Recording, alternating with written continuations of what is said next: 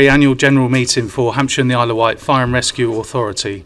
As Deputy Chief Fire Officer and under delegated authority, I'm opening the meeting in the capacity as the Authority Clerk, in the absence of Neil Odin, our Chief Officer, until the Chairman for the coming year is elected. This meeting is being held at Fire and Police Headquarters here at Eastleigh, and this meeting is also being recorded, albeit not streamed live at this time. It will be broadcast on the authority's website and will be available for repeated viewing. Press and members of the public are also permitted to film and broadcast this meeting. Those remaining at the meeting are consenting to being filmed and recorded, and to these images being used for possible broadcasting purposes. You'll be pleased to hear that there's no scheduled fire alarm test today, so if the fire alarm does sound, it's for real.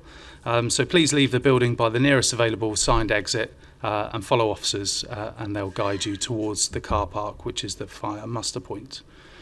Members all will have access to microphones, so please would you be able to use those in front of you. Really important because of the broadcasting issues that we've got, that we use the microphones throughout, and they will just need a button to be pressed on the front. So, without further ado, if I can go to the agenda item number 1, so election of a chairman. So, could I call for nominations to appoint a chairman for the current municipal year until the next annual general meeting of the authority in 2024?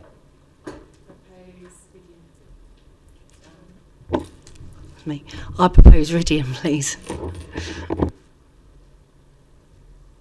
Take that as a second. Any? Okay, so proposed and second. Any other nominations? Nope. Well, if that's the case, I'd like to congratulate Ridian and invite him to take the chair as the authority chairman for this year.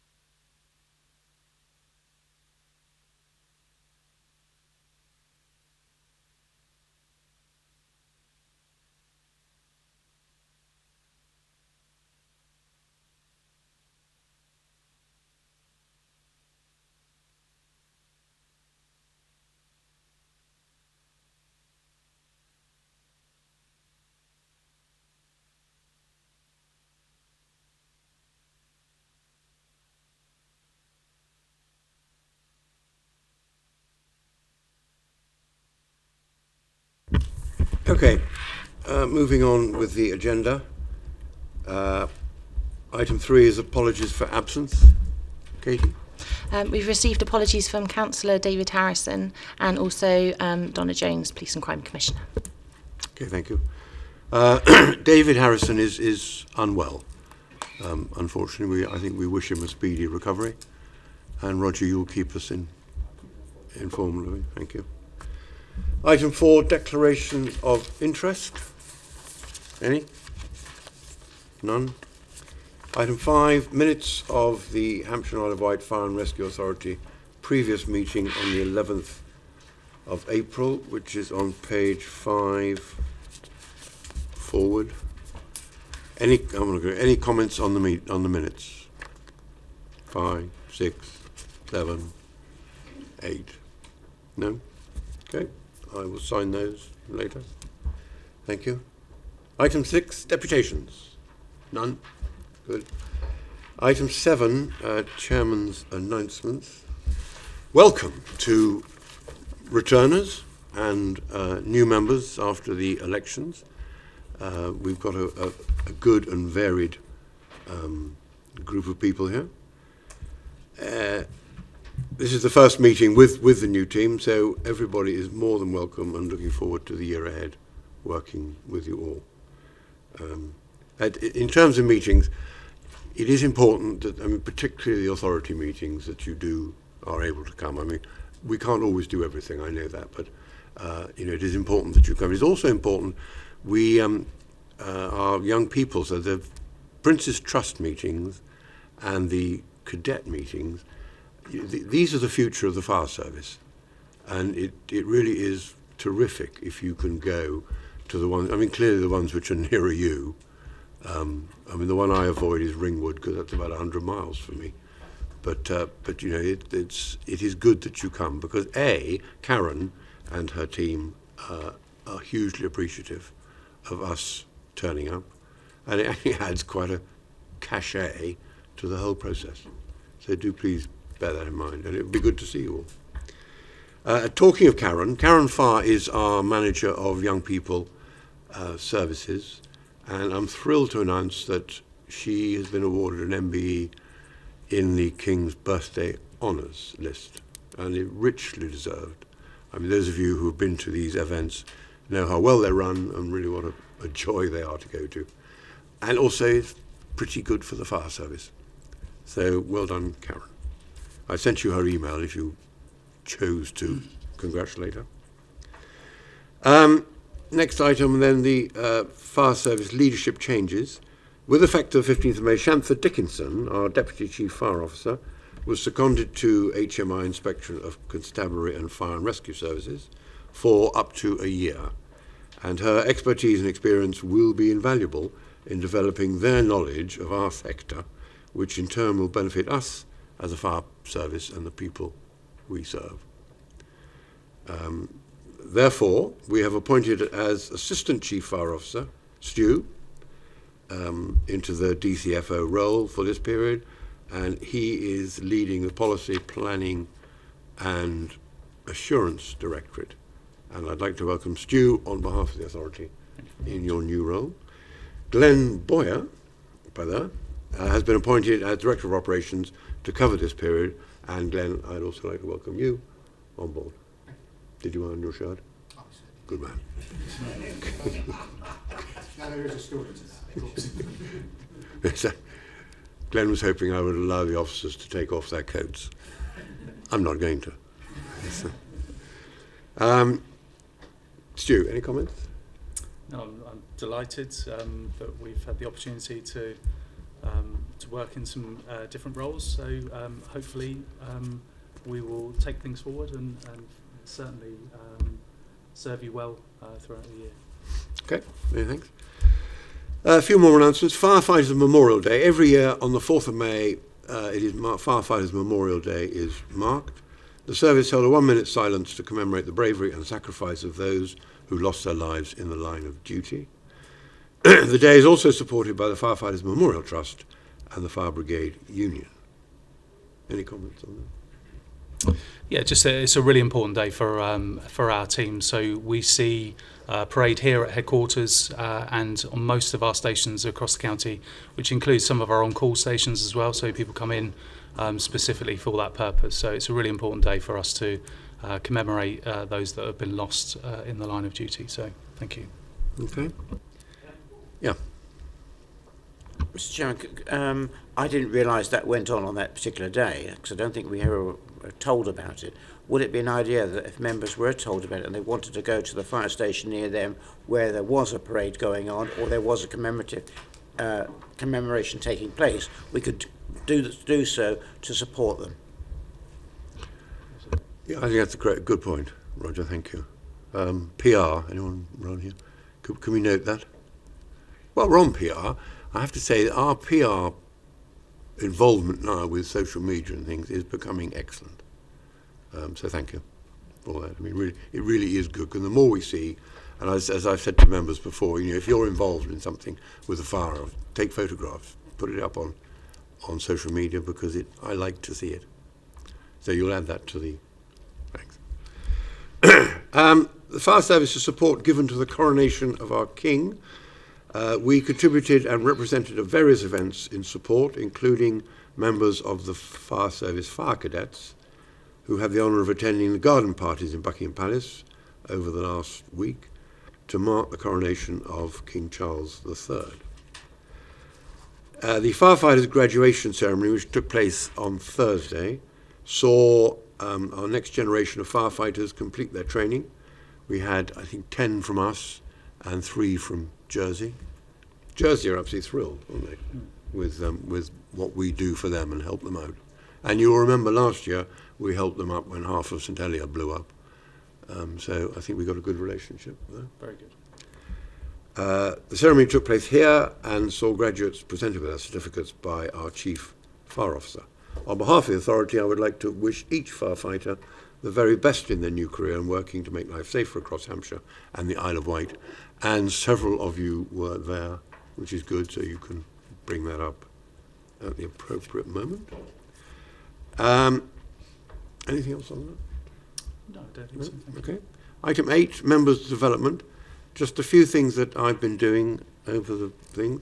On the 13th of April, I attended a Prince's Trust in the morning in the Isle of Wight and in the evening at Basingstoke. This is the sort of level of commitment that I'm looking for. I actually spent most of that day on Portsmouth railway station because the trains don't coincide with the ferries and all this sort of stuff. But you know, it's a great day, and we've got some more. It's a long day coming up. On the 9th of June, Roger and I attended an LGA Zoom EDI thing. I think we would. Sorry? The Fire Commission. I think we would have hoped for more, I think. Okay, you may speak, Arlie. On the 19th of June, yesterday, I represented, as did Glenn, the Fire Service and the Authority at Winchester for the raising of the Armed Forces Day flag, which announces the beginning of Armed Forces Week, which is always, Christ, it was hot. But it's a good show. The Navy performed very well, given that the Navy can't march. It was excellent. And I think you went well. Yeah, okay. And coming up on the 27th of June next week, we, the Vice Chairman and I, are going to quite a big EDI conference, and Roger's in London, hosted by one Shantha Dickinson. So we shall see how that goes. So, members, any other development issues or things that you've done which you would like to mention to us? Roger. Thank you, Mr. Chairman. I've got a number. I also attended the graduation, and I think it's very interesting from the service point of view that the 3 Jersey ones are organised through 3S Fire. So 3S Fire make the profit out of it, which goes back into the service. So it's good for everybody, that part. So it gives us a plug, really, for 3S Fire. The graduation, as you say, was exceptionally good, and it was good to see the wide selection of jobs that the individuals came from. It wasn't just from 1 or 2 areas, it was a wide selection, so it was very good. I've also, since the last meeting, attended the Fire Commission, and one of the things which I thought was quite interesting is on-call, is that the on-call covers about 90% of the country, which is quite staggering, because when you think of all the number of full-time fire stations around the country, but on-call covers about 90%, and availability is now dropped to between 50 and 55%, which is really quite worrying right across the country. So it's not only just us that is having a problem. It's about a 25% reduction in on-call. There is, and I'm not quite sure, and Stu may be able to help me on this part of it, Dorset and Wiltshire have done something which is called a demand dashboard for on-call. Now, I don't know whether we're aware of that, And if not, can we get to know what it is, and can it help us with our problems is really the question. I think that's from the Fire Commission. That was the main thing. As the chairman would, I think, agree with me, is Susan McCarthy, who did a presentation on fire standards, went on and on and on. And then on some more. And also, yes. So that's that one. I also have attended the Fire Service Management Committee, which I'm now on, and the main part of that again was about the on-call and the problems which we have all across the country with it. The thing which is mentioned there, which wasn't on the other one, is the police offering some precept rebates for specials, to get specials. Now, I don't know exactly what that means, and I don't know whether it's something which we can look into to see whether we can get and give anybody who's being on call to encourage more people to join. So the other part which there's discussion on was wildfires and climate change. And what surprised me, probably shouldn't have done, but it did, is that there's no fire investigators that are qualified with the specialist skills to look into wildfires in the country. And I thought that was quite staggering, because very often when there are other wildfires, we hear about, well, it's a barbecue or a cigarette end or whatever, but nobody is specifically trained, qualified in it. And I'm wondering whether it's something, with Neil's gone to Australia to look at their ways and work, understanding up with Australia, I'm wondering if it's something which we could think about and take a lead in for the country of training one or two people into that sort of position, so that we can actually investigate wildfires and say exactly what caused them. That was the main part out of that one. Oh, sorry, and I think, yeah, there was one other bit. And that, it was on the Fire Commission, and that was that the government report on the future to be laid before recess, whatever that might turn out to be, if they do. There's been many promises when it's going to be laid, but it's never been achieved. So those two. The other one which I've attended was as a member of the Scheme Advisory Board for Firefighters' Pensions. And the two salient points there is the Matthews consultation paper on financial paper is to be laid before Parliament in September, and the one for MacLeod is to be laid before recess. Again, I think we just need to wait and see. So that's all the things I've been doing. Okay, Roger, thank you. Stu? Just a couple of points there to pick up. So one around on-call. So you'll probably be familiar, and new members won't be perhaps familiar with this, but we've got a piece of work which is ongoing within Molly's team, the on-call ways of working, which has been scouring the country looking for best practice in other fire and rescue services. So if there's something out there that someone else is doing, we know about it. So what we're trying to do is then take that information and look at how we would bring that into the service, albeit, you know, sometimes that's quite challenging.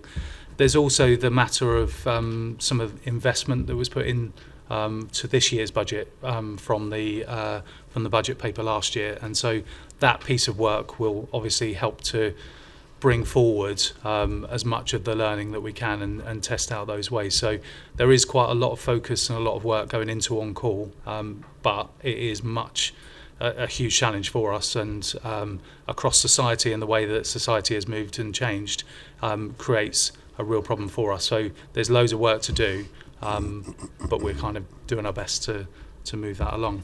Just in terms of wildfire, I just thought I'd pick up that I think that wildfire for us is pretty much a growing issue. So certainly over the past few years, there seems to be more wildfires and they're bigger than they were in the past.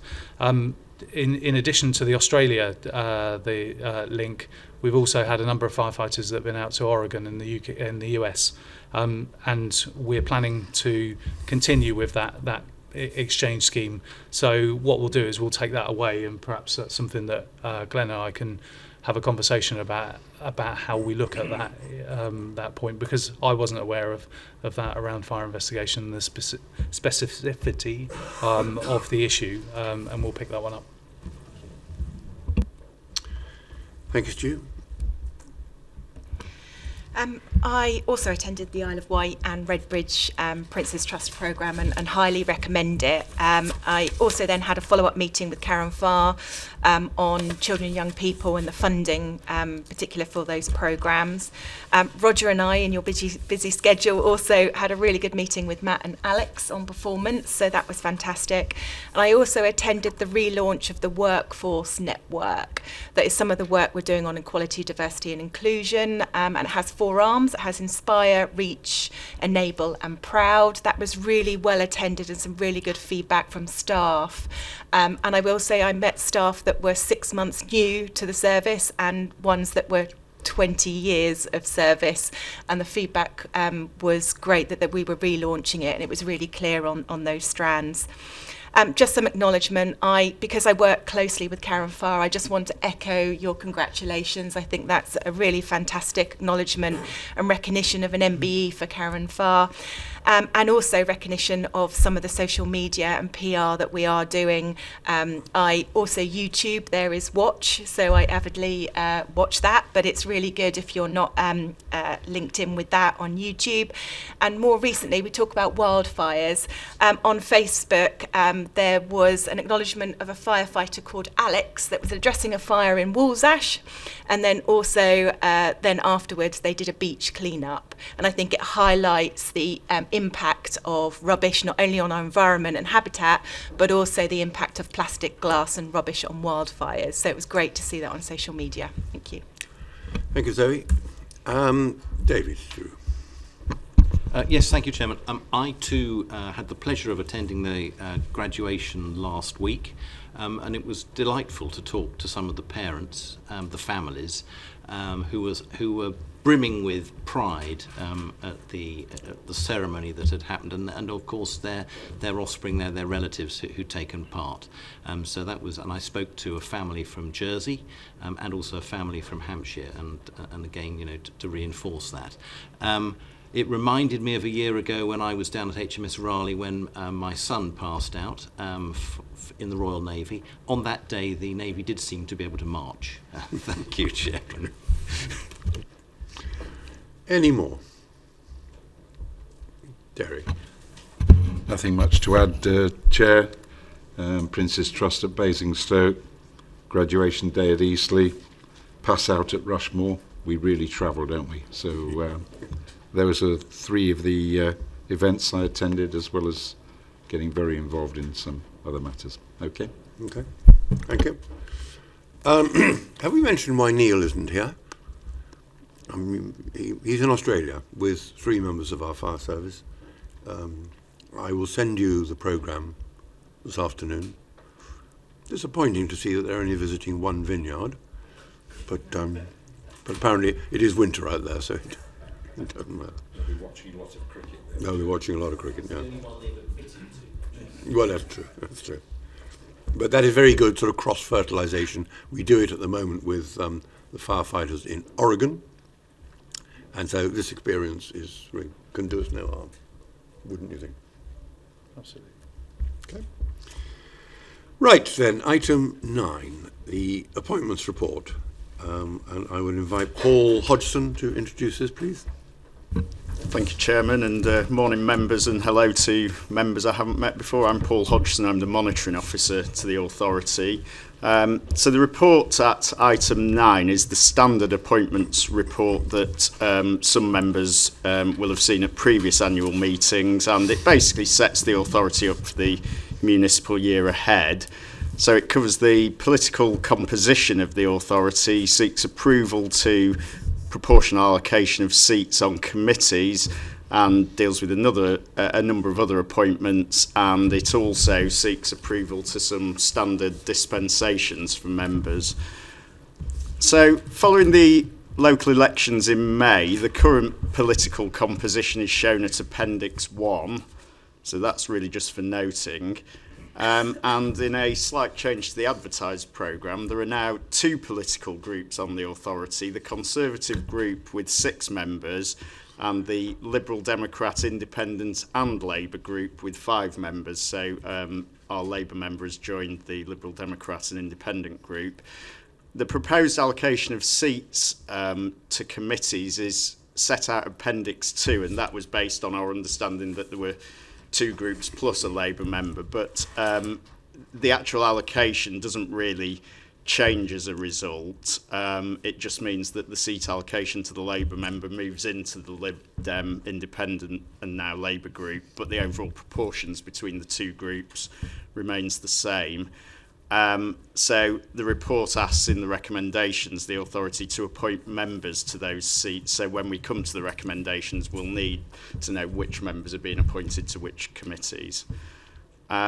The report then covers, at paragraph 6, the current appointments to the pension board, which continue, and then at paragraph 7, a number of other appointments, some of which need to be made today and again are reflected in the recommendations, and some of which are just existing appointments for the authority to note. Paragraph 8 covers the recent secondment of the Deputy Chief Fire Officer to the Inspectorate, and the Chairman's touched on that, and the consequent temporary arrangements that the Chief Fire Officer has put in place to ensure cover. So the authority is asked to note that appointment. And then paragraph 9 just covers the 2 general dispensations, which are really a belt and braces measure to ensure members can participate and vote in the precept setting and matters related to the members' allowance scheme, where it could be argued that they might have a conflict. So we grant those dispensations routinely each year just to avoid any doubts and remove any risk. And then just finally, the current meeting schedule for the year ahead is referred to at paragraph 12 and set out at Appendix 3 for the authority to approve.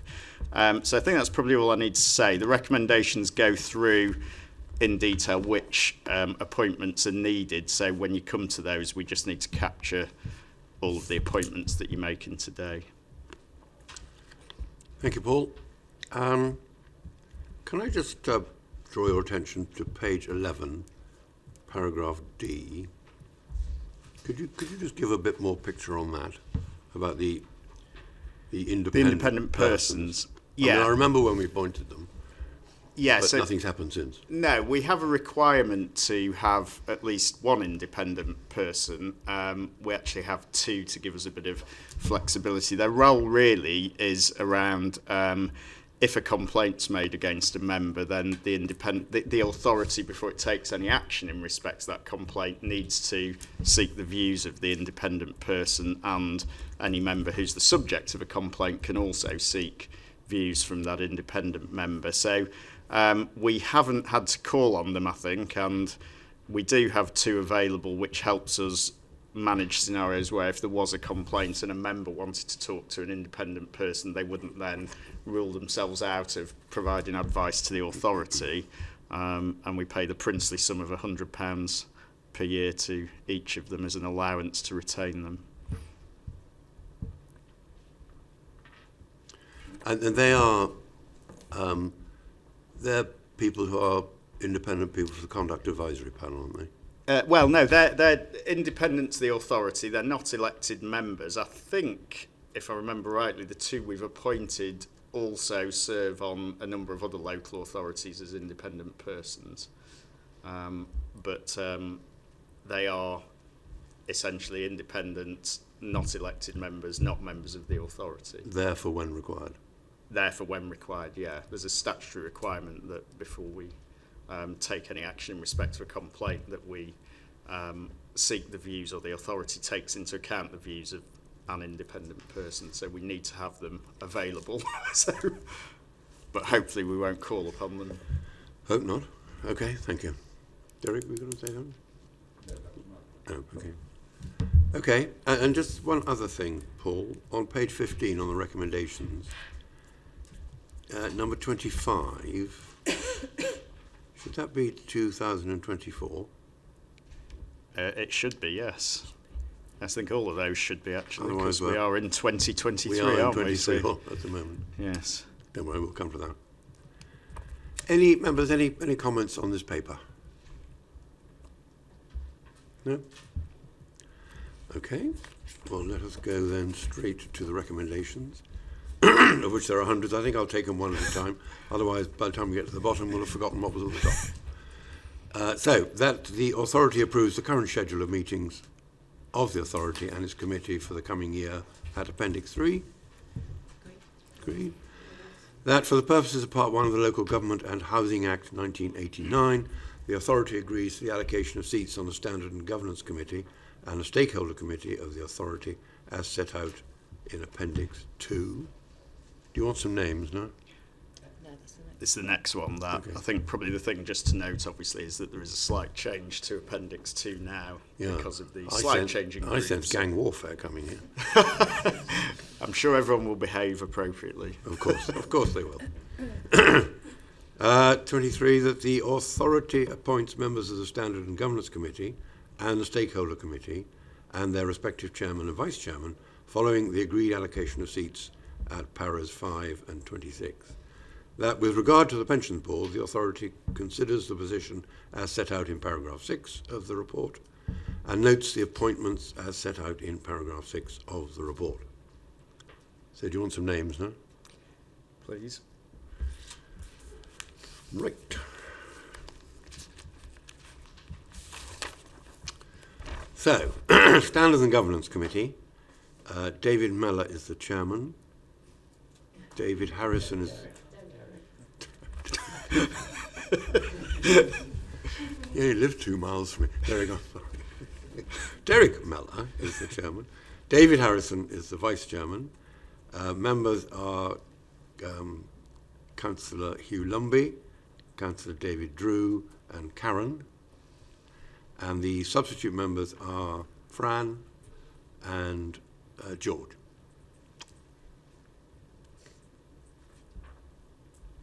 Okay.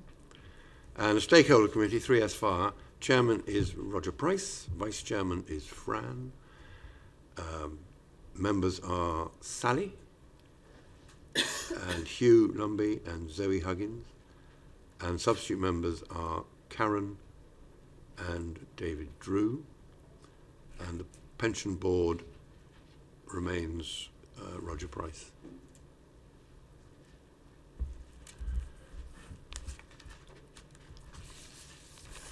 And we've also done the members' appointments, but that doesn't need to be announced for this, does it?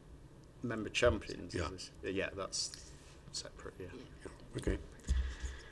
Right. Happy? Yes, if members are agreed on those. Have we agreed on all those? Yep. Good.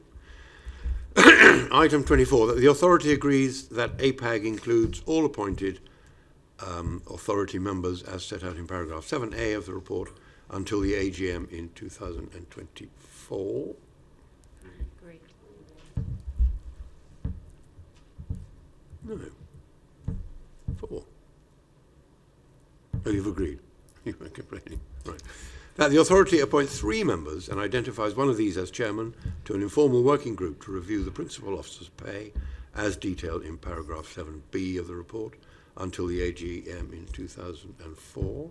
And those 3 people are... Huh? You just said 2004, doesn't it? 24. Okay. And those 3 people are Councillor Mellor, Councillor Huggins and Councillor Price. Is that Councillor Mellor as chairman? Councillor Mellor is chairman. 26, that the minority group spokesman for the Liberal Democrats and Independent Group is confirmed until the annual meeting of the authority in 2024, as set out in paragraph 7C of the report. That's all changed. Are we still happy? It's your fault, Roger.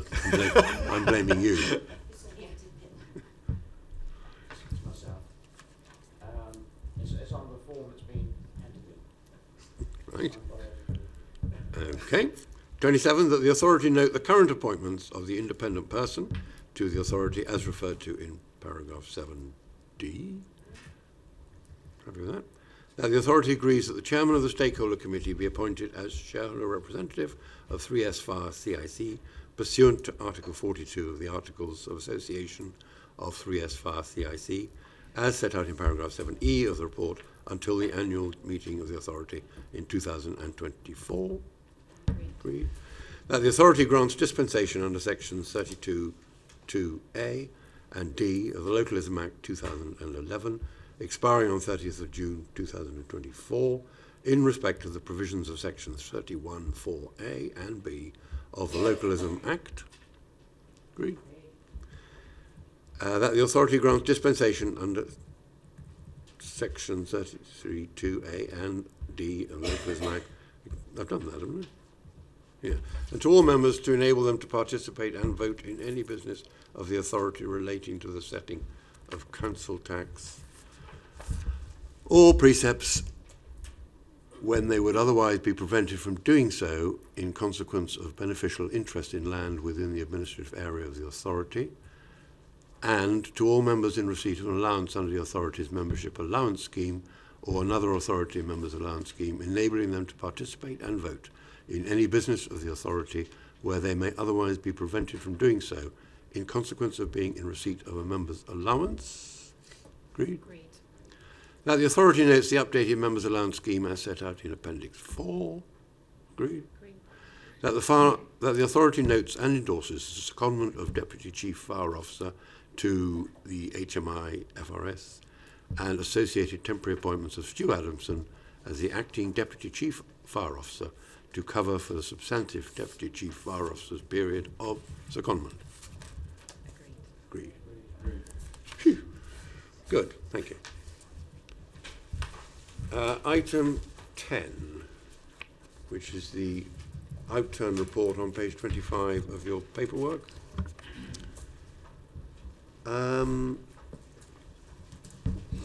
Catherine, please. Good morning, members, and hello to members I haven't met before. I'm Catherine Edgecombe. I'm the Chief Financial Officer to the authority and the service. So I'm presenting you today the outturn report, which is a backward-looking report on our financial performance for the previous financial year, 2022 to 23.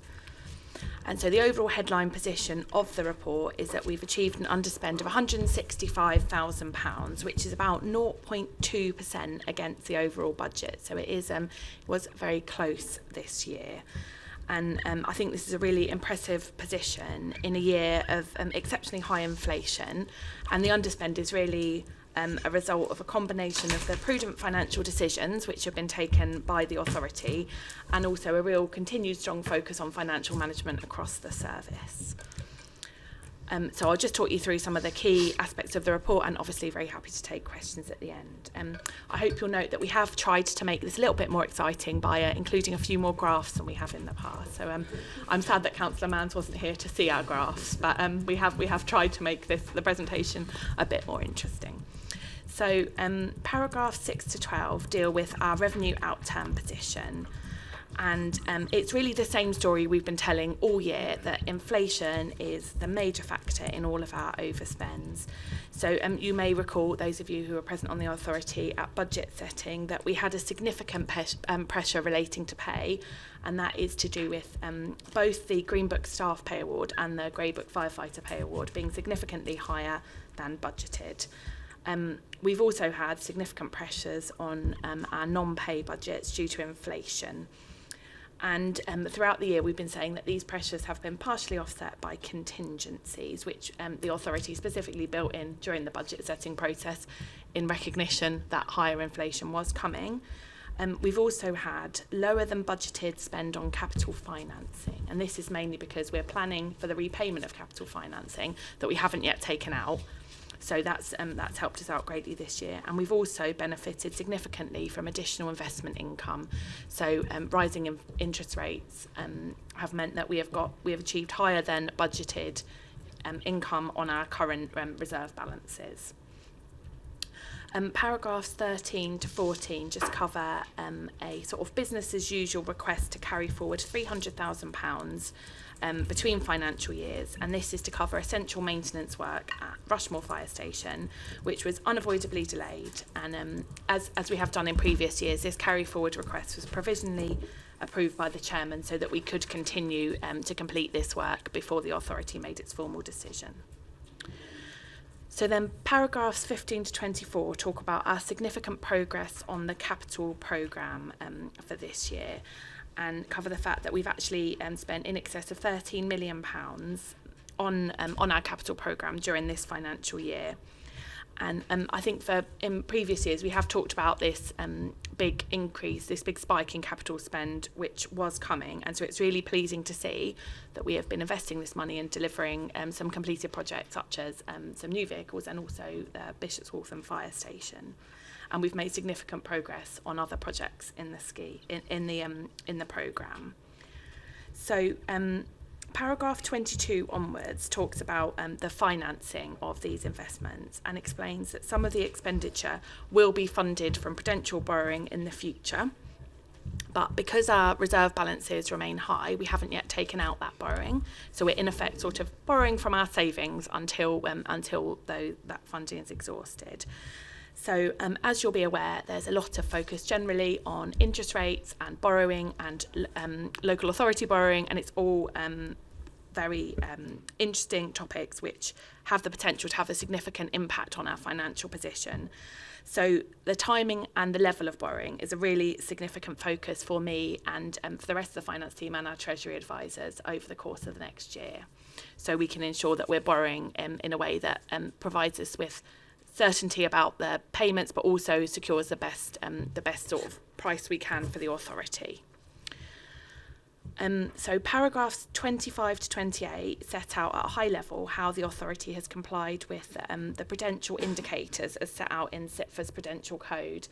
And this is always, I think, a part of these reports which can be a bit dry and technical, but it's really important to note this because this is a key for the authority to understand that we are complying with relevant guidance on borrowing and that we're not taking any undue risks. So this is a very important part for us to note.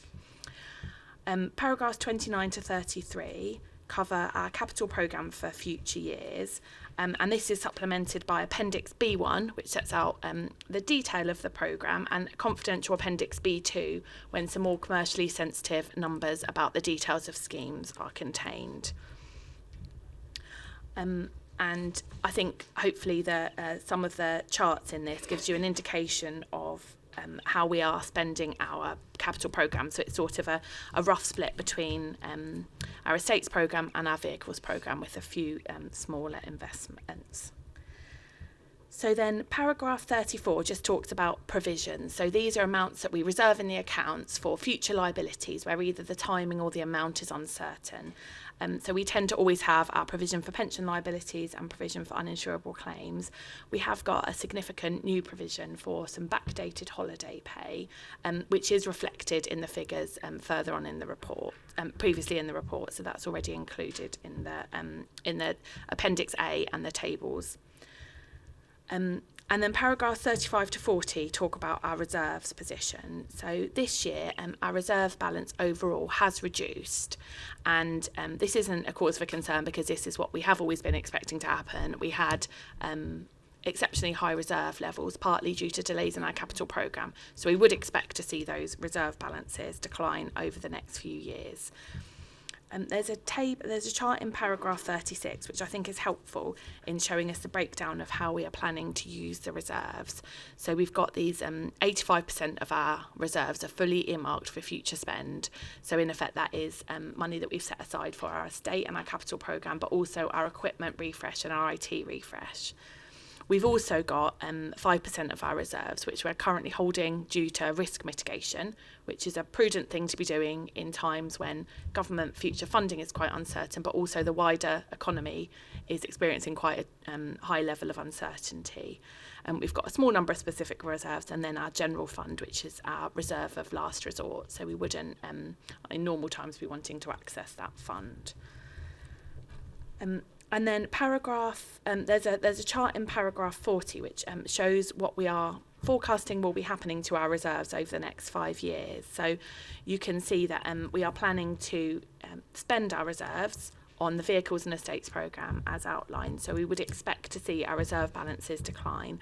Because we make regular contributions into reserves, this isn't sort of a dwindling away of reserves until we have nothing. This is a planned use of the reserve, but we do continue to make new contributions. So we will continue to have a reasonable balance, but I would expect in the next few years for it to be significantly lower than it has been.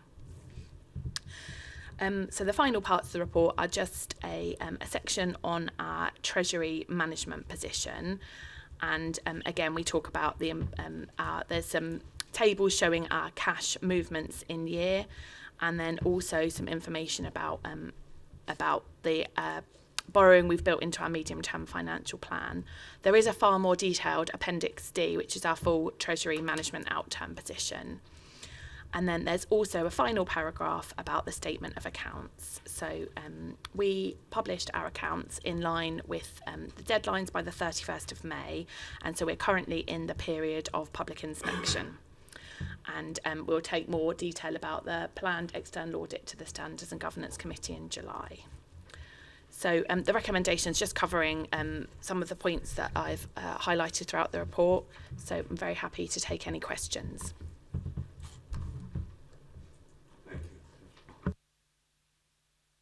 Yes, thanks, Chairman. Thank you very much indeed for that presentation, and well done to everyone to get within 165,000 on such a large budget. That's good to see. But I've got a specific question. Page 43, Appendix A, revenue outturned by type of spend. I see that we've the outturn for transport is 2.362 million, and I was wondering how much of that is actual fuel costs. Chairman, thinking with my carbon saving hat on, it would be nice to know how much we're spending on fuel at the moment. And I do actually have the answer to this question. So we budget to spend just over £500,000 on fuel, but because of the fuel price inflation this year, we've spent about 200,000 more than that. So it's about £750,000 on fuel. I would expect as more of our fleet moves to a hybrid, plug-in hybrid, we would see those costs decreasing. But my assumption is, and Matt can tell me if I'm wrong, that a big chunk of our fuel is also going on our red fleet, which currently will still be using fuel because there isn't a sort of an electric alternative. Just a follow-up question on that one, Chairman. Do we use HVO, that's hydrogenated vegetable oil, that is based on vegetable oil, for any of our vehicles rather than fossil diesel fuel? No, Matt tells me. Well, I'm sensing some opportunities early on, Chairman. No, thank you very much, and also for getting that answer for me. Thank you. Derek. Thanks. Well, Catherine, thank you very much indeed. Superb outturn report and good bit of forecasting there. We're still in a situation where payroll is 78%, I think, of our total spend. So, and a lot of that is taken out of our hands, to be quite frank. So I think getting to the end result has been fantastic, actually. Can I just ask, just on that pay item, you made reference to provision being made. Oh, I can't find it now. Do apologise. Provision being made for back pay, etc. Is that right up to date, or does that include the the two awards, the 4% and the 3.5%? So for the principal officers, yeah, that covers both of those, and then for the firefighters, all of the firefighters' pay for this year is included within the out-term position, and for next year within the budget. But yes, that provision for principal officers' pay includes the current latest numbers. Okay. I'd just like to raise the issue about the underspend on, as it was raised earlier by Roger, on-call firefighters. I see the underspend was over £500,000 on on-call firefighters. So I can only presume that that's been absorbed by excess in whole-time firefighters covering for the on-call firefighters. Is that a correct summary? So it might be more of a question for Glenn, but yeah, in summary, we have had recruitment and retention difficulties in on-call firefighters. That's meant there's an underspend. We have invested more into on-call firefighters from our whole-time budget, including some budget for on-call support officers to try and address these problems. But yeah, the underspend on on-call firefighters is not desirable, and it's not something we're aiming towards. It's something that we're working to address. Okay, thank you. Done. Any more members? Hugh. Thank you, Chair, and thank you, Catherine. As a newbie, it all looks very good. Can I ask two questions, wholly unrelated to each other? First of all, on the two new stations, BW and Cosham, have we done any sort of what went well, what didn't go so well analysis of that? Yes, absolutely. So whenever we do any new capital schemes such as both those stations, we'll always look back at the lessons learned captured from other capital projects. And we're fortunate that in terms of new stations, we benefit from having done one recently at Basingstoke and then Winchester prior to that. And also our head of estates is on a national estates group where they share best practice and share lessons learned across their capital programs and approaches. So absolutely taken into the design and the procurement and the costing in how we plan these schemes.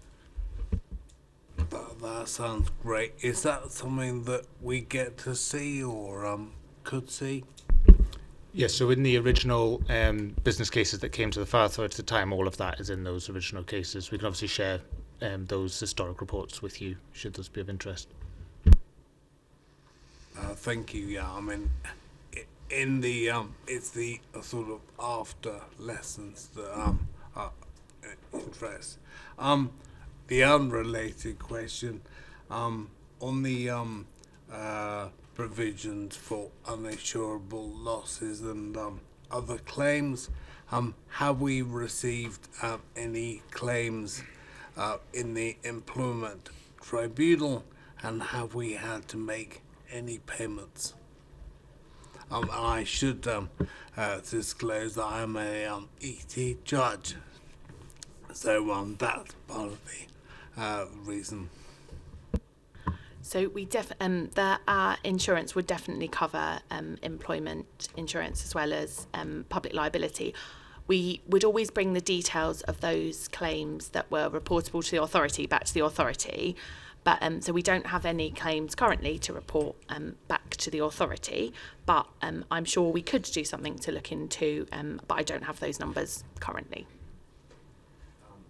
It's useful to know because it shows whether the systems are, by and large, working well or not, albeit many claims are specious. Thank you. Okay, thanks. Roger and then Fran. I've got two or 3 points. The first point is on page 26, and I had pre-warned Karen of the question, is that the chart there in table 1 on the 2022-23 outturn, the figures don't add up in the sense that it says 165,000. The figures should actually show 164, which I'm assuming is rounding. And I then follow that, if it is rounding, how do the accounts get presented to the auditors to sign them off? Because would they sign them off in rounded figures like this, showing a difference? So the accounts are always presented, and yes, it is rounding, so apologies for that. We'll try and catch those in future. But we would always present the accounts in rounded numbers, but our auditors would have access to our financial system, so they would always be able to see down to the very last penny any balance they were interested in. So they have access to both our finished accounts, but also all of our systems and workings that have enabled us to get there. Just a note on page 35, D, that it says has not yet been finalised. that has now been finalised, and that will be being looked at further. I'd like to ask a question on the blue papers, the confidential ones, and I can phrase the question in a way which doesn't bring out the confidentiality of the item. On the blue papers, the top item, and I won't mention where it is continuing payments are in 2023-24. Bearing in mind the action there took place a number of years ago, is that the final figure for that situation? So I hope I haven't. I think everybody will probably know, or the older members and the officers will know what I'm talking about, but I've got to phrase it in that way without exposing where and what it is. If I answer that one, I can say yes. And obviously we can talk in more detail in the closed session if you wish around why that is the answer. Good, well that's all perfectly clear then, isn't it? Any more? Fran? Yeah, again, as a new person like Hugh, what are the biggest risks ahead in the financial situation for the authority generally? So on our corporate risk register, we have sort of two major risks that relate to finances. So the first one is to do with the lack of certainty about our funding position from government. So the last couple of years, settlement has been more favourable than we had forecast, but we are still in a position, as are other local authorities, of not having any information about our forward year budget until sort of December time. So that makes it very challenging for us to respond to any changes. We do mitigate that risk by holding some reserves specifically for this purpose, some risk mitigation reserves, but that is one of our major risks, and that's common really to all. And then our second financial risk is to do with pay and price inflation and interest rates really. So we are very sensitive to pay inflation, as Councillor Miller highlighted. A big proportion of our budget is on pay. So pay awards have a large impact on us. We also have a large estate, lots of vehicles, so price inflation is a factor. Plus there is the risk of rising interest rates and making sure that we borrow in a way that is sort of prudent and sustainable and affordable. So I think those are probably similar risks to those that are facing local authorities, but obviously without some of the complex demand risks to do with social care. So those are our key issues. Yeah, just as a kind of supplementary to that, Catherine, when we borrow, presumably it's Public Works borrowing loan, PWBL, what rates of interest are they setting now? Bearing in mind it's effectively the Bank of England extension. So we keep a close eye on these rates. So Yeah. And what we currently, the rates of they have different rates for different lengths of borrowing. So the 5-year rates are lower than currently the 20 or 50-year rates. So we would be likely to borrow from the PWLB. There are other options which our Treasury advisors discuss with us to make sure that we are getting the best option. So the borrowing rates are currently, I think, around about, they are higher than the Bank of England base rate, but they do fluctuate. So we would look to borrow an opportunity when the rates were low, which is sometimes related to market conditions. But we also want to guard against the risk of borrowing too much or borrowing too early, because like in your household finances, you wouldn't take out a mortgage for a house that you hadn't yet bought because the risk of something going wrong is too great.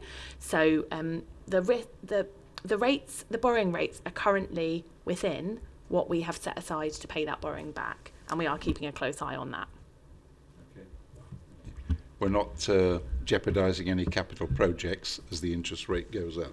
I think that comes back to your point as well, Roger.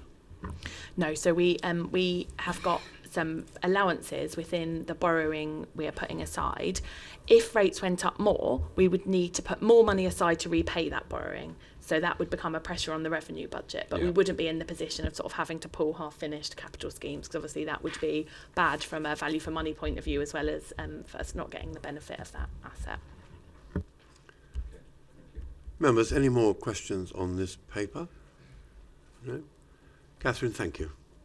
Very clear. And I can tell you Councillor Manns would be ecstatic with the pictorial elements. Thank you.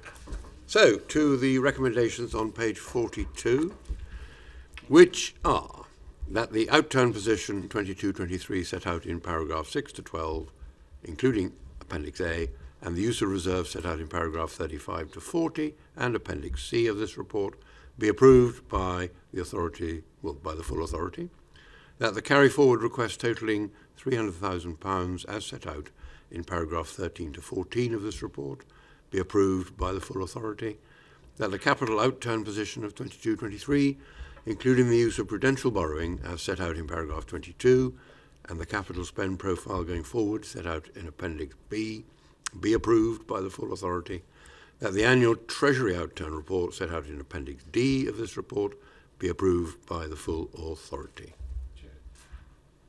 May I just ask just one more question? Please do. Actually, to Catherine. What's the situation with Ernst & Young and the audit of these figures? So the audit hasn't yet commenced for 22-23, and I am planning to attend a meeting in early July with EY to understand what their position is. Currently there's a lot of audits outstanding for the 21-22 financial year, so there's a meeting to discuss how that backlog will be addressed before they start auditing the next set of accounts. So I am not expecting us to hit the statutory audit deadline of the end of September, but that is not to do with sort of inaction or lack of preparedness on our behalf. It's to do with national issues in the local government audit market. Yeah, I understand from Ernst Young, because we've, as you know, the county's got big problems on that at the moment. I understand that our county is going to be ready by September for last year at the earliest. So I don't think we're going to be in a position to chase them on this. They've got 343 outstanding audits at the moment, and they do the NHS, which is not surprising that they've got 344. So yeah, okay, as long as it's not jeopardising our moving forward. Okay, thank you. Sorry about that. Okay. So, members, back to the recommendations. Do we agree? Agreed. Good. Thank you. Thank you, Catherine. Item 11, end of year performance report on page 65 of your paperwork. I would ask Matt Robertson to present this paper, please. Thank you, Chairman, and good morning, councillors and those I haven't met. So I'm Matt Robertson, the Corporate Director, and I present to you today the annual performance report from April 22 through to March 23. So this is a backward-looking report assessing the performance of the service over that time frame. Alongside that, we've incorporated the various activities that we committed to delivering as part of the safety plan. And our performance measures obviously help drive decisions, but they also help us identify areas where we need to have further focus and, of course, celebrate areas of good practice that can be shared internally and externally and even nationally where appropriate.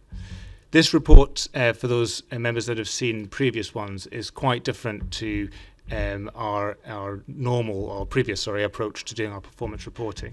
So we've included a lot more benchmarking and comparisons with similar services using a National Fire Chiefs Council family group where they've grouped every fire service into different family groups based on comparable characteristics. Alongside that, we've analysed it in a critical way against 5 different lenses, which are the 5 service priority areas that you've approved as part of our safety plan. I think the easiest thing to do is to focus on the appendix, and I'll just talk you through the key messaging from the appendix. And page 74 of your packs just provides an overview of the structure that we've adopted in this new document. So it's in 3 sections. The first section focuses on the safety plan activities that the authority asked us to deliver last year. The second part focuses on the performance, so using the performance metrics and those 5 lenses that I mentioned earlier around our priorities. And then the third and final section looks ahead, so it considers both of the previous 2 sections and says what are we going to do in the 23-24 financial year. to address areas which could be improved, but also to continue to build and strengthen areas where we're performing well. So if I draw your attention to start on page 76, so this is the first section looking at the activities in the safety plan. Of the 17 improvement activities we were asked to deliver, we have successfully delivered 12 of those in the 12-month period. Those include rolling out electric vehicle charging points, improving and establishing collaboration with health partners, investing in our buildings and improving facilities for our staff, including on the island where there's been significant investment in that period of time. Embedding our service behaviours, which are part of our core values within our recruitment and promotional processes, and developing our EDI, so our Equality, Diversity and Inclusion strategy, with the publication of our Inclusive Service document, which the authority was presented with a few meetings ago.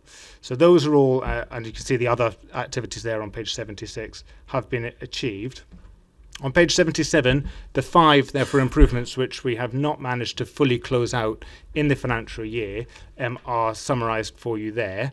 The top one, I think, is probably a tad ambitious that we included it last year. So given that the HMIC inspection only published their findings in December, we gave ourselves 3 months to have embedded all of their findings in the organisation, which in hindsight was maybe a little bit ambitious. So that work is ongoing and will build into the current year's plan. The second one there is around our new live fire training facilities, which are being built on this site, just through the back of the car park.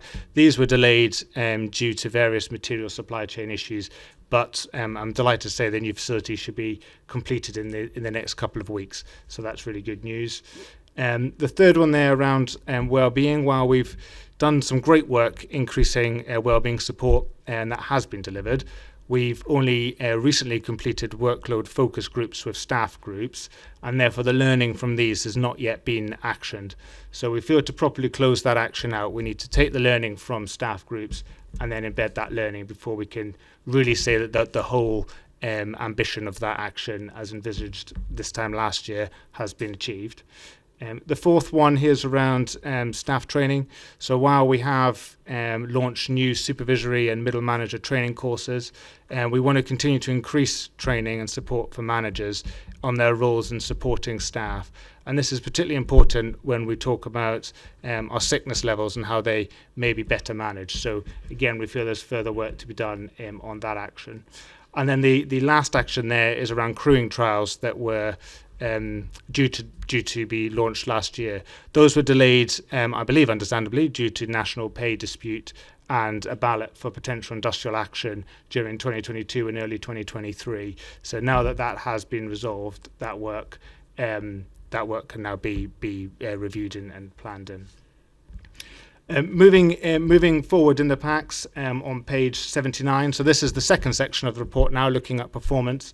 Page 79 of your pack just summarises how we've structured this section. So it's structured around the 5 priorities that the Fire Authority set in our safety plan, and we've taken those as 5 sort of lenses to view our performance through. So the following pages are colour coordinated based on these 5 statements on that page. Page 81 summarises our incident call numbers over the 22-23 year. So although there's a small reduction overall, this is largely due to medical co-responding availability reducing. There has been a 21% increase in fires. Now that is largely stimulated from outdoor and grassland fires, which we have started to talk about already in this meeting. So we saw a 30% increase last year on fires in grassland, woodland and in cropped open areas. So this is the highest number of fires like that in the last 5 years. So 2018-19 was the second highest in that period. So clearly, potentially here to stay, and arguably a reflection of a changing climate and therefore a changing operational demand. Last year we spent considerable time in debrief and in learning the lessons from those incidents, and those lessons have been fed into comms campaigns around outdoor fires and also fed into our prevention work. And obviously if there are operational learnings, those are fed into operational team debriefs as well. A 40% reduction in medical co-responding, you'll see in the figures on this page. This is due to on-call availability, which again we started to talk about here, and also resource availability with our ambulance dispatch teams in terms of their ability to actually mobilise our crews even if they are stood up. So we are working with SCAS to support them on how we may better mobilise between the two organisations, but equally we're focused on improving support for on-call colleagues to increase availability in that regard. You'll see from page 81 that false alarms continue to be our biggest call type. So domestic false alarms, however, which are about 60% of our false alarms overall, we don't actually see them as a negative indicator. So clearly a fire has potentially been avoided by a smoke detection or an alarm that has worked effectively. And often those calls are good intent, so it shows a positive behaviour to fire safety and community safety advice. Commercial false alarms are less positive, and we are working with our commercial partners through various schemes on how we understand and drive better behaviours in those commercial settings. Again, if you compare us, particularly on page 82 of your packs, you can see how we compare with our family groups in terms of our incident types. And obviously we're proud to see that our medical co-responding, the graph on the top right, far outstrips comparable services in terms of how we operate in a more joined up way with our ambulance and medical colleagues. So page 84 of your pack, just looking at our critical response times. So our response times in the last 12-month period have been slightly longer. This has increased following the faster response times that we did see during the pandemic, when availability was also much higher. And there is a correlation, quite a direct correlation, between on-call availability and our response times. So clearly if certain on-call stations are not available, then our whole time appliances have to travel further to get to an incident and cross different station grounds. So we can see that in the response times playing through. Again, though, when you compare nationally, so the bottom of page 84, using a slightly different definition of fire types, which are some defined for you in the green boxes, we compare really well with our family group services, so similar services, and again we outperform in terms of those response times. Bottom of page 85, on-call availability. We have started to discuss on-call availability earlier in the meeting. Currently that sits at 59%.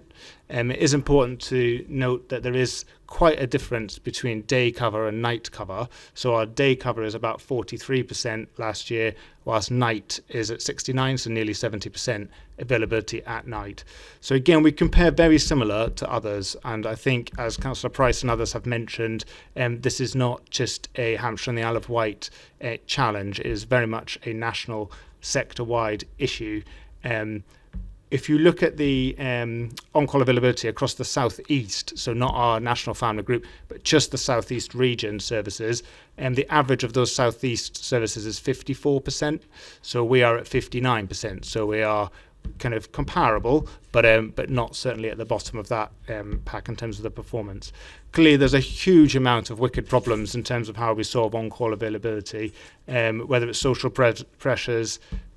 These systems are very different from the environment that it was set up with local communities crewing their local stations. The world has changed considerably with different economic behaviours, different work patterns and locations of working, cost of living crisis, all of these things impacting people's personal choices of how they spend their time. The Fire Authority has already invested significantly in the 23-24 year for us to have a focused investment on on-call provision and training. So this is about the support that sort of operates around on-call as a structure. So that work is underway, and we hope obviously that that investment will help improve on-call availability. Equally, the service, as I think Stu mentioned earlier, is nationally linked through the National Fire Chiefs Council. So we attend forums, and there's been a practitioners forum recently in early June, which we attended to explore national trends, case studies and learning. And that has we've taken a great deal from that and brought back in service to sort of start shaping up how we may be able to better structure or support on call. Despite that availability and the response times I mentioned earlier, page 86 summarises the fire fatalities and casualties over the last 12 months. So regretfully, there have been 6 fatalities last year. Clearly, any fatality is a tragedy, and although we are awaiting the outcome of coroner's investigations to confirm the cause of the deaths, we do know the cause of the fires in those instances. But once we know causes of death from the coroner's investigations, those learning is taken back into either our comms messaging or campaigns or our internal procedures or processes. Again, our levels of fatalities and casualties remain below those of similar fire and rescue services, which is clearly positive. Equally, when medical intervention is actually needed, this is often less severe than the intervention needed for similar services. So again, a real good testament to the work that we're doing. I would like to point out at this point in this report that the third paragraph of the fire fatality section, we are proposing an amendment because the wording of that, when we've looked at it recently, could be construed as preempting the coroner's investigation. What that should read is 2 of the incidents were caused by smoking materials, 2 by an electrical fault, 1 by cooking and 1 from suspected suicide. How it is currently worded looks like those are the causes of the deaths, which we don't actually know. It's the causes of the fires. So if members are happy, that will be an amendment we'd put forward in the recommendation to us to tweak that paragraph. Page 87, Safe and Well. So this is about our prevention work. We've done some great work with Safe and Well visits over the last year, 21% increase than the year before. And this is a real testament to a restructured and refocused prevention team and a whole new team of community safety advisors. So clearly investment working really well in their communities. Our HMIC FRS inspection back in January rated our prevention work as good, which is obviously clearly great news. And equally, the inspector made in the reference to our children and young people work in their report and highlighted this as impressive. And we've heard the great outcome of the King's Birthday Honours list with Karen Farr, who heads that team, but recognition through that honours really just really encourages and enshrines that effort in those teams. So a really great effort. Again, when you compare with other services, we've delivered more Safe and Well visits for 2 years in a row than other services. So a really good trend to maintain. Fire safety audits on page 88. So last year did see a reduction in completed audits from the previous year. This was actually owing to a considerable turnover of staff, and this required that new team members were trained and therefore their ability to deliver survey numbers was reduced. So hopefully now, once that team is back up to speed, we'll see those audit numbers increase again. However, our enforcement activity has not reduced as a result, and you'll see that we've had a successful prosecution as well, as I think was previously reported to the authority meeting earlier in the year. So this does show that although the quantity of our audits has reduced, the quality of the outcomes has not deteriorated at all. Looking internally then, under our people, page 89, staff sickness there at the top. So our sickness rates have unfortunately continued to rise. This is driven by increased long-term sickness cases. So 14.3 shifts lost on average compared to 13.4 in the previous year. The reason for long-term sickness is the 2 highest reasons are mental health, both work and non-work related, and musculoskeletal, again, both work and non-work related. This trend is not unusual for us as an organisation, so we do see this nationally across the fire sector and equally across other employment groups, sectors nationally. So it is very much a growing trend in the workplace. Our actions this year, though, we're looking at additional training and input to support managers on their role and how they support staff through sickness. So hope that better management and early intervention will improve some of these statistics. Health and safety on the bottom, there's a 10% increase reported last year on health and safety incidents. However, less days were lost as a consequence of those incidents, so they're less severe incidents. The top reasons are causes for concern, so things like some are reporting that a procedure maybe not as followed, or a form that was completed with something wasn't followed through. So those are classified as near misses. And then there was an increase last summer due to wildfire burns and procedures in terms of the scale of wildfires that we had, or fires in the open, that we had over that summer period. Page 90, public value. So assessing our value to the taxpayer across Hampshire and the island. We compare well to others, so we're the third cheapest service, if you like, or third most efficient service per cost per resident. So despite the increased cost of living, inflationary pressures, and the cost of delivering our services to the island increasing, as Catherine's mentioned in the previous report, we're still slightly below our similar services in comparison. So good news in that regard. On page 892 of your report, you'll see a summary of our income generation. So alongside grants and standard income we get from government funding or council tax, the service is actively seeking ways to generate income. So this last year was £5.7 million came in. So this is a considerable increase stemmed from our estates income. So that had increased by 25%, as I think was previously reported to the Fire Authority. And our investment income was up by over £1 million, which, as Catherine said, we have benefited from sensible investment decisions that have obviously benefited from the Bank of England base rate increases. Equally, we generate income from support services to other partners, like the ambulance services, our partners across our networked, our shared fire service command and control system, and we share estates, fleet, and other sort of back office functions. In terms of page 93, so looking internally at our high performance metrics, our PDRs, so this is development reviews staff undertake with their line manager.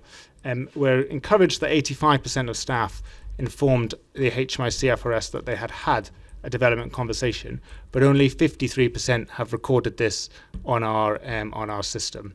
So Celia staff may be having the conversations about their development, but they're not recording those conversations on our system. So that number broken down, about 90% of staff who are non-uniformed have had that conversation, so that's really positive. 60% of staff across our control and our whole-time crew teams, and around 31% of on-call staff have had this conversation recorded. So clearly, going back to on-call and how we support on-call, this links into that piece of work as well. Page 94 talks about our diversity of our workforce.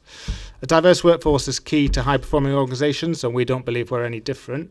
Attracting and retaining staff from all walks of life is critical and central to our values and also to our performance as an organisation. Although we are making progress, and you can see that at the bottom of page 94, we need to continue to put energy and focus in understanding and engaging with people from different communities across Hampshire and the island to continue to attract diverse candidates for our jobs, both whether they're operational or non-operational roles. We are making progress in gender representation, with 19% of staff identifying as not male. This compares well with similar services where the average is 17%. Increasing our ethnicity representation remains a challenge, though. It is worth pointing out that no fire service has ethnicity which represents their community, but we do recognise that we need to do more to encourage and retain staff from different ethnic backgrounds. It is encouraging on the right-hand side of that graph on page 94 that we see more staff disclosing their sexuality, but again, too many staff are not comfortable disclosing this information, nor are they disclosing information about disabilities. So more needs to be done to encourage staff to share this information so that we can improve our understanding of the workforce that we have. Page 95 talks about our pathway to net zero. So this is our carbon reduction pathway to be net zero by 2050, as set out by the Fire Authority a few years ago. We are on track to deliver this with continued reduction in our carbon footprint last year. We've installed 126 electric vehicle charging points across our estate. We have new electric vehicles delivered and a further 70 electric or hybrid vehicles on order with delivery during the next 6 months. Work on our estate has started following Fire Authority budget approval, where we are looking to invest in improving the energy efficiency of our buildings. So that work has started, and we're delighted to have received a £100,000 grant from the Department for Business, Energy and Industrial Strategy to improve our heating at Borden Fire Station. So that project is also now fully funded and being delivered. Lastly, then, in this section, page 96 summarises some of the learning and improving work that we do. So our SSRIs, which is inspections of buildings which are of a high risk nature, is the highest level it has been for 5 years at 92%. The 8%, though, is still a gap. We still don't think that 8% is good enough, and the work continues to close that gap year on year. But you can see on the graph that it's certainly going in the right trajectory. And equally, at the bottom of page 96, service learning, it's really good to see a 28% increase in the learning that has been recorded and captured across the service, which is clearly a positive cultural indicator. However, you will see that the number of learning points that have been closed or actioned remains low. So a renewed focus is definitely needed in this area to make sure that lessons are not only captured, but they're also fed back into processes or activities that we undertake. So looking ahead then on page 99 and 100, there's several pieces of work that can be pulled from the performance reports, which are outlined on page 100 for you of your packs. So work around the next iteration of our service plan continues. We will continue to respond and learn from findings of the HMIC FRS inspection.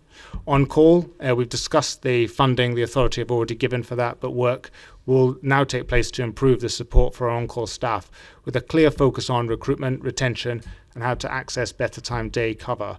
This activity, alongside working with SCAS, will hopefully help to increase co-responder availability and therefore the number of co-responder calls that we attend, alongside improving on-call availability overall. We continue to invest in the support of our people through wellbeing resources and reviewing the PDR application to see how we support its use and adoption across the service and different working staff groups. Our current financial climate of high inflation and uncertainty around funding settlements, we will continue to focus on our finances with a commitment to generate 3% efficiencies across the service during 23-24. But at the same time, we will invest for the future as we continue our capital programmes to invest in our estate and our vehicles and to ensure that these remain functional, inclusive, secure and sustainable as possible. We will also support our partnership working to generate further income where that is feasible. So all of those actions are summarised on the very last page, so page 100, with the 10 boxes there. Hopefully that gives you a overview of the headlines of the report. Clearly happy to take any questions or pass them on to colleagues as may be appropriate.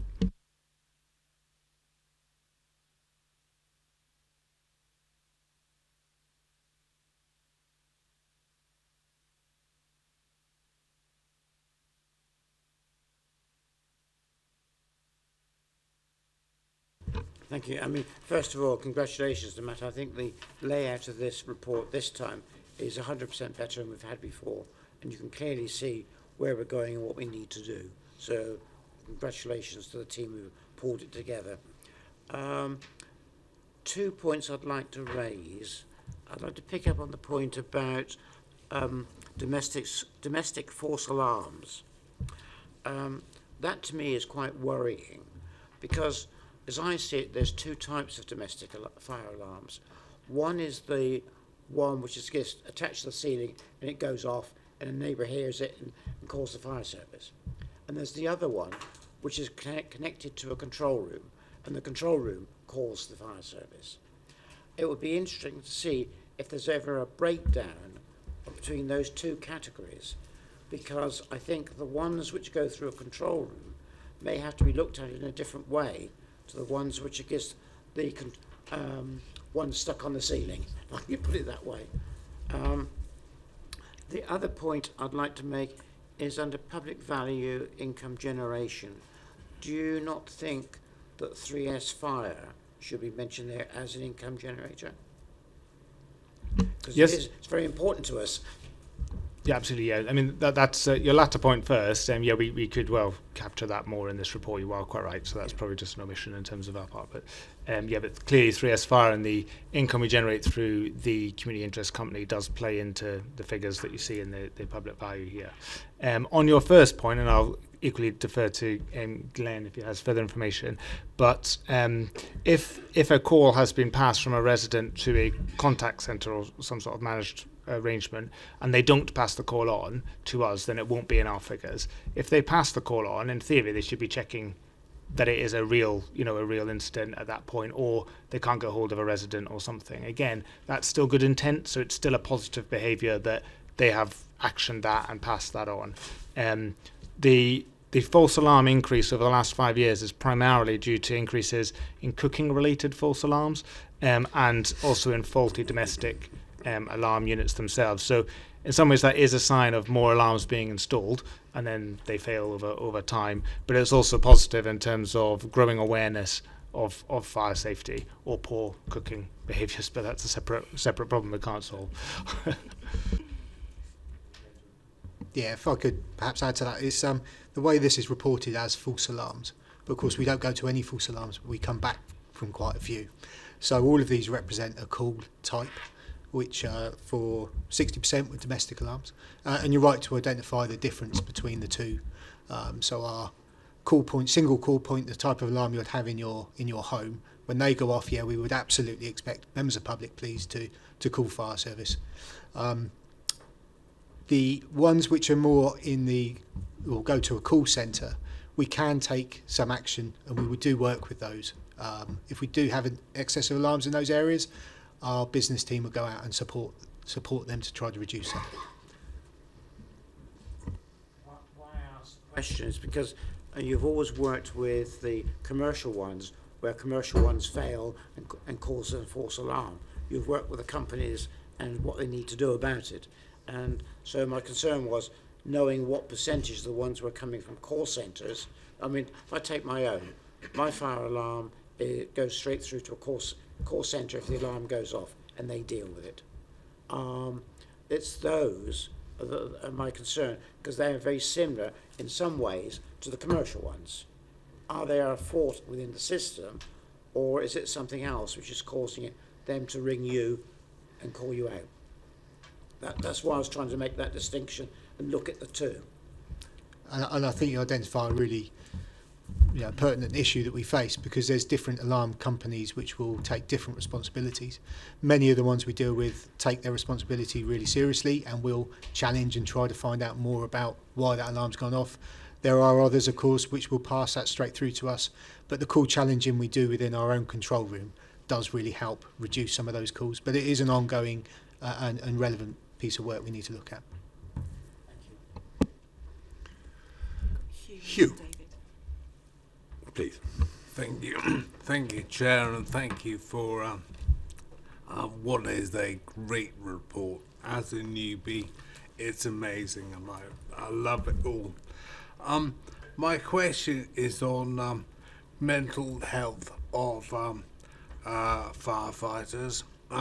We talk the talk throughout this. It's there as a people focus. We have it as looking ahead, more investment. But the walk worries me. We missed the target for this year. We got longer term mental health issues, and we have, whilst it's there in the page 99, not made it to page 100. What are we doing here? What's the plan? Are there, for example, helplines available for anyone with mental health issues or suicidal ideation? It's a big issue, but I'm sure there's far more than I'm seeing here. Thank you for your questions. We do offer a huge range of wellbeing provision, but it is something that continues to be high on our agenda for our staff, and actually also for their families. So we do have things like helplines, and we extend those to staff, volunteers and their families, because we recognise how critical families are in supporting many of our staff in the challenging roles that they do. So we have helplines, we have occupational health, we have access to psychological screening and counselling.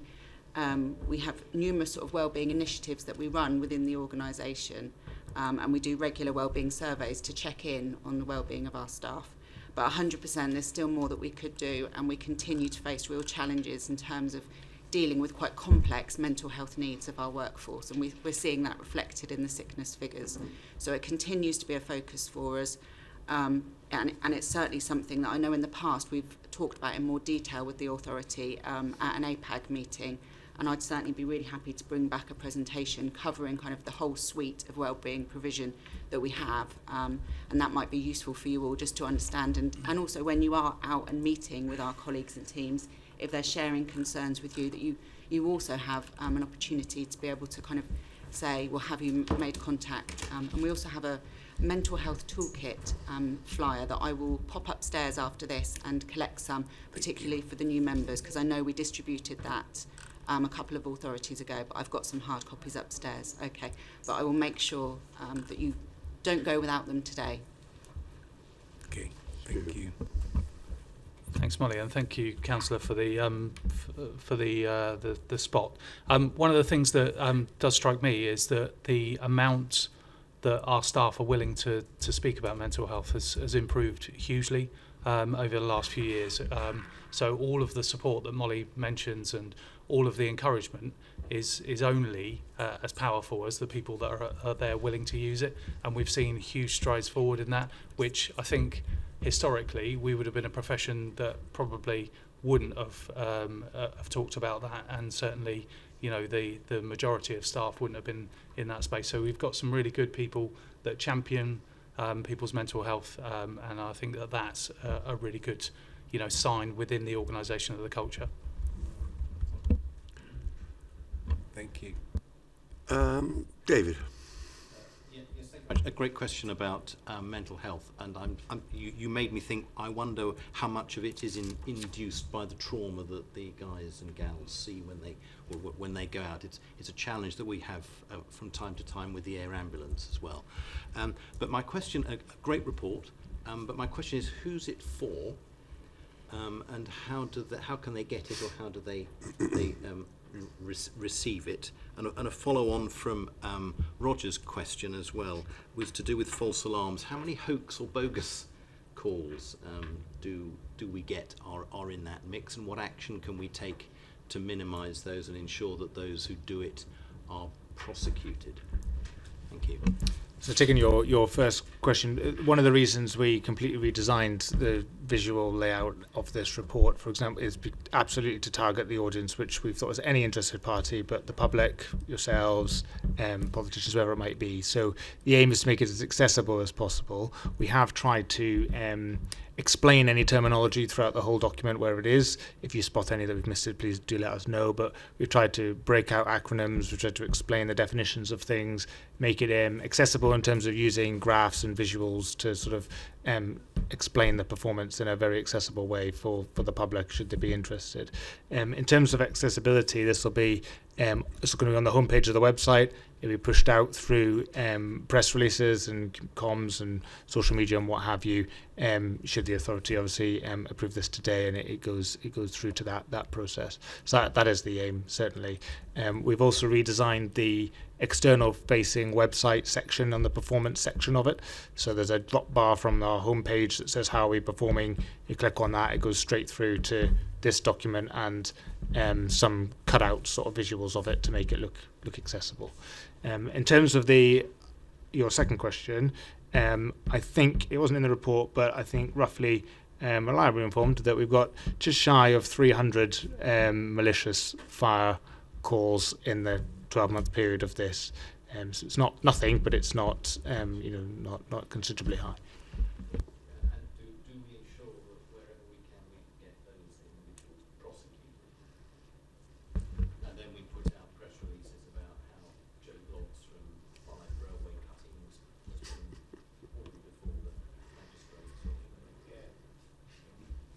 You seem to have the address. Yeah.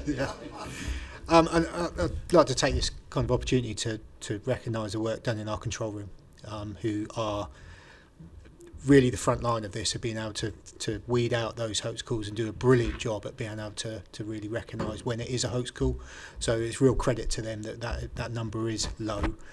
We will carry out action with police should there be consistent offenders to this, but our control room really are the front line in stopping these calls getting through to our commitment of a team. But surely that check one would be enough if you can to get them in front of the courts, and then a press release out will reduce those numbers even further, would be the point I'm making. Yeah, I think what we've got the benefit here of is a really strong arson task force, which has got a police officer within the team. So hoax calls and fire setting behaviour, they're illegal. So we work alongside the police. They're in the same office. They work together. They have done for a decade. And actually, one of the great stats around arson in the county is that if an arsonist is detected, they're most likely to be prosecuted if they're in this area of the country. So we still continue to invest in that sort of side of things to make sure that we prioritise all of our calls into the right area. I think Molly was just going to do something about trauma. Yes, sorry, just in response to your first comment around people being exposed to trauma. So just wanted to assure you, and actually our fire control team are also very critical in this work, because when we recognise that our staff have attended an incident which may be traumatic, then they are, that team and then the individuals involved in that incident are put forward for a TRIM referral, which is an opportunity for them to speak to a trained practitioner to identify the trauma that they've experienced and see whether they are continuing to cope with that trauma in an appropriate and kind of normal, responsive way, or whether it's continuing to create sort of lasting impacts on them, at which point we can refer them on for further support and or counselling. So we've that's kind of very much happens as part of our BAU system, but again driven by our control teams who are aware of the incident types that our staff have attended. Great. But it's available at any time, but automatically done then. No, that's helpful. Thank you very much. Karen, please.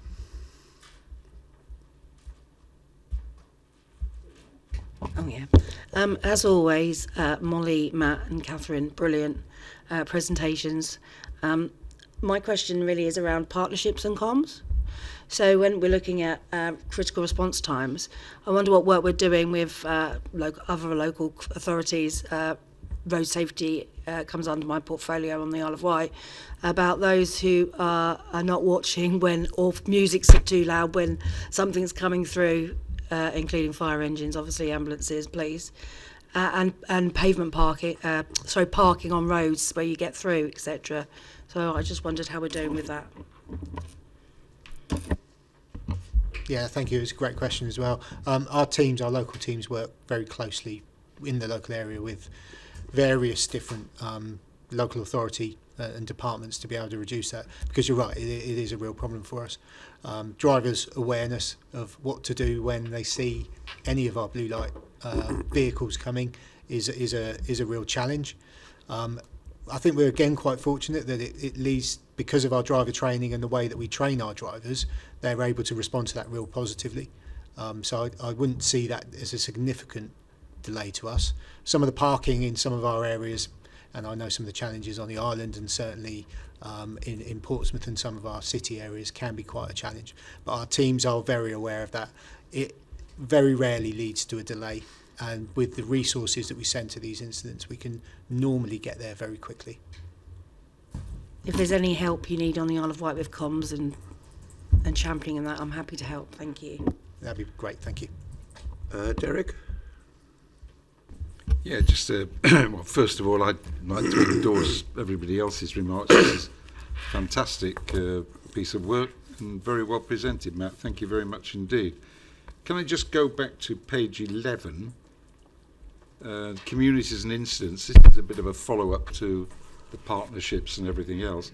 I was quite staggered to see the graph there with a rapid decline of 22-23 over 21-22 in terms of attending the likes of road traffic collisions. My impression in the area that I am, where there's joint police ops and things going on, is that the fire brigade is always there before the police or the ambulance service. I can't see how we've got such a drop.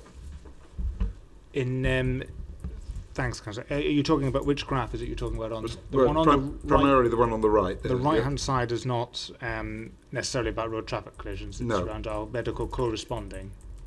So the road traffic collisions would be included on the left-hand side in the sort of yellowy coloured line. Oh, okay. So you can see that's sort of a bit more plateaued over the last 2 years. The one on the right, the green coloured one, is the medical co-responding. Yeah. So that has dropped, and that's dropped by about 40%. And that is because of, well, two main things.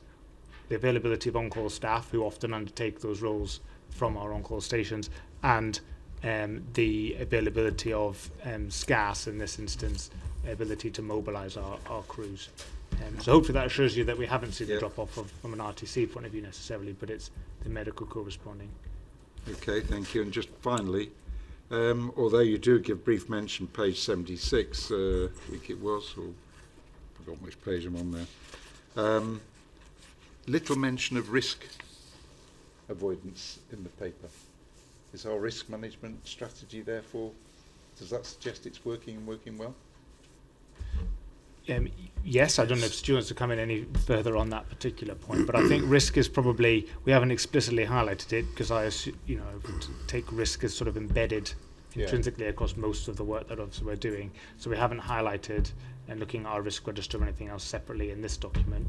Clearly we report anyway through the Fire Authority on our risk register and how we're managing those organisational risks. Here we're talking more around the performance, but clearly risk is part of it. But we haven't explicitly called it out. You're quite right. Okay. Hugh. Thank you again, Chair. Following up on the geoblogs of the cuttings. Five railway cuttings. Indeed. He's on the run. A specific issue raised with me was the two fires in the Whiteley area caused by school kids burning their papers, books, post exams. Do I know who did that? Do we do any sort of education or feed into schools to perhaps discourage going down the woods and causing a big issue? Yes, and I'm actually really proud and pleased to answer this question because some of our CYP activity, our children and young people work, is really extraordinary. We work with schools across all key stages. We carry out Prince's Trust, do fire cadet training or fire cadet units. So our work with young people is really exceptional, of which again I mentioned the Karen Farr and the work she's done and being recognised with the MBE I think is absolutely right. So yes, an awful lot of work and perhaps again I'm happy to discuss more about that outside of this if that helps. We have a specific program called Firewise, which is focused on young people who show a potentially unhealthy interest in fire. So it's helping them to explore and understand their feelings and the circumstances that lead them to maybe fire-setting behaviours or fascination with fire. So again, as Glenn says, that sits under Karen Farr's work and the Children and Young People programme. Thank you. I think it's a post-exam exuberance which may not be within that, but thank you. Roger, please. Picking up on that point, I assume we still have the schools team which go around with fire appliance to all the different schools in the county. But I think they start off in the infants and juniors and then go up through the senior as well. So I think that's an important part of educating youngsters, and we did have a van which was set out with a number of overlight loading of wire cables and what have you, all sorts of instances which the youngsters could see what was wrong, and hopefully they'll go home and say to their parents, you shouldn't have so many plugs in there, you should only have 1 or 2 or whatever it might be. So they could educate their parents as well as educating the children. And that scheme, which was then, was very, very good. And I think it's still going on. The other point I wanted to pick up was on Molly's point about support for staff after an incident. I think there's two issues. One is the firefighters that are on a fire engine. They're a group and they can discuss things amongst themselves. And although they need the support when that is very much needed, the one that I'm always concerned about is the co-row person, because the co-row person is on their own. They go to an incident and they have a very traumatic situation to deal with.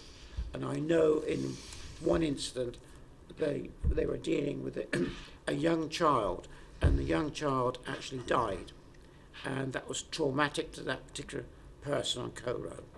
And almost before they could get back to the station, control room, as Molly said, was on the phone to them. What help do you need? So there was counselling started straight away. And I think that's so important. And the single person, the single operative, is always the one, to me, is the one, because they can't go and discuss it with their friend, with their colleagues. They just go back to their family and they're left solely on their own. But I know we do support them. We get in there before they get home almost, which is very good. And I think the service provides an excellent service in that area. Okay, thank you. Any more? Does anybody? I think just to pick up on children and young people before my other points, I think it's celebrated on page 67, point 10, and I think it goes into great detail that it has been recognised as very impressive, and I think we've explored that, and as well as the investment that we've had with new Prince's Trust programmes, both on the island and the new cadet programmes. As a previous members champion, I'm really proud to say that I have actively been involved and been to a school where I've seen an active session, and like we said, it's done at all key stages.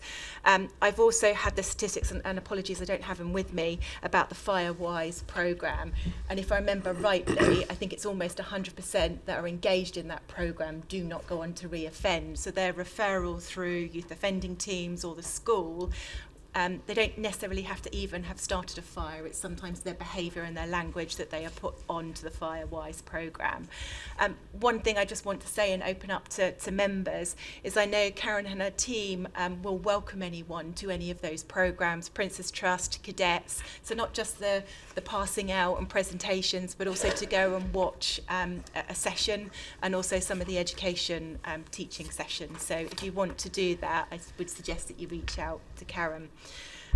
Matt, again, well done. I know you and your team have worked really hard on making this report accessible because, like you highlighted, the stakeholders that want to see this are quite wide. And it's really good to see. And I must say the presentation has been really fantastic to drill down on some of that. I think also reflective on looking back of your past, 17 of those improvements, 12 have been completed. I think the 5, you've highlighted it. There was really good progress made, but more to be done. Out of those 5, 4 are very people-centred. I think one of them, even when we talk about the inspectorate report, actually has a very people-centred part to the improvement plan, so you could almost say all 5 of them improvements there are around people, and they're our biggest assets, and I suppose that goes to my 4 areas that I do have slight concern around, but I also want to highlight the improvements that you're continuing to do. So I think those 4 themes are sickness, and we've spoken about that. We know that it's a national issue, especially even some of the sort of sickness that has been presented is a national level, so it's not specifically to the work for the fire service or even with our area. However, obviously it does have an impact on workload, availability, productivity, safety, things like that. So, we do need to have a look at that. On-call availability, when we map met Matt, I think I suggested that we almost need to take out the data from 2019 to 22 because on-call availability did increase during the pandemic because most people were either working from home or obviously were on furlough. PDR, again, below similar, extremely below similar fire service. I know you broke that down and said on-call particular 31% is our lowest PDR.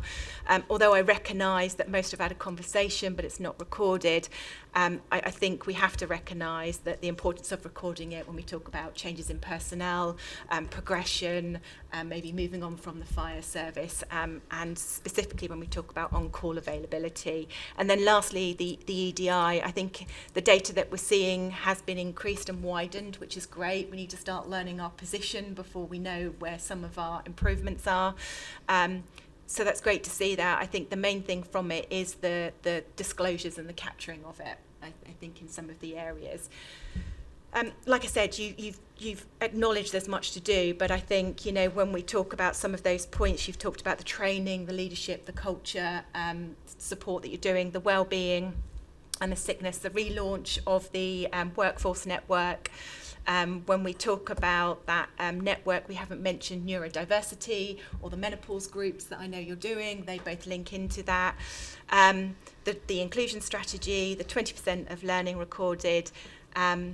Also volunteers. When we had the volunteer presentation, not only have you been accredited, but in the presentation, most volunteers did actually express that they felt included, inclusive, that they had access to well-being, and I think we have to acknowledge that. So I think, although I do have those 4 areas, I do know that they are a focus, and I think when we agree our members' champion roles, the one thing I would say is it's been great to work with you on that member champion role, to maybe go a bit deeper in some of those headline statistics to actually understand them and see where those trends are. So thank you. Okay, just going back to one of the questions asked earlier about what do we do with this report. I mean, for start off, this is going to go to Hampshire County Council members because they ought to know what their fire service does on their behalf. So I would be very pleased if it was pushed through Portsmouth and Southampton and the Isle of Wight. I mean, that's quite a good start to let people know what is going on.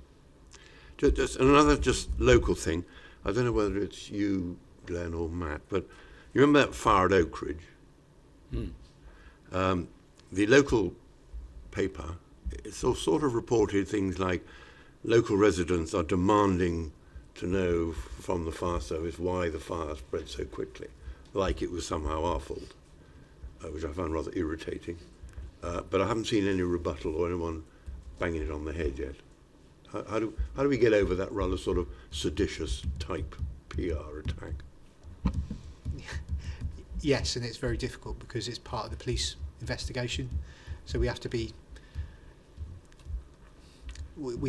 quite vague about what we put out until such time as the investigation's gone through, we've got the evidence, and of course if there is somebody which is responsible, then that becomes that police investigation. So yeah, and timing is everything, because at the time of the incident, the members, the people that are affected by that, and again, opportunity maybe to recognise the work the crews did at that very challenging incident. Public are able to respond really quickly to kind of demand those sort of questions, but for us we need to take a more measured approach to make sure that we don't jeopardise any ongoing investigation. Okay, thank you. Any more on this paper? So, if we go to the recommendations on page 70, which are that the 2023 annual performance report is noted by the full authority. That was easy, wasn't it? Agreed. Noted? Good. Thank you. At this stage, we are now closing the meeting to the public, as the following reports are of a confidential nature and there's a requirement not to disclose information on the following reports. So, Sparks, if you could shut us down, please. Propose? Proposed by Roger, seconded by Q. Thank you. What were you proposing, sir?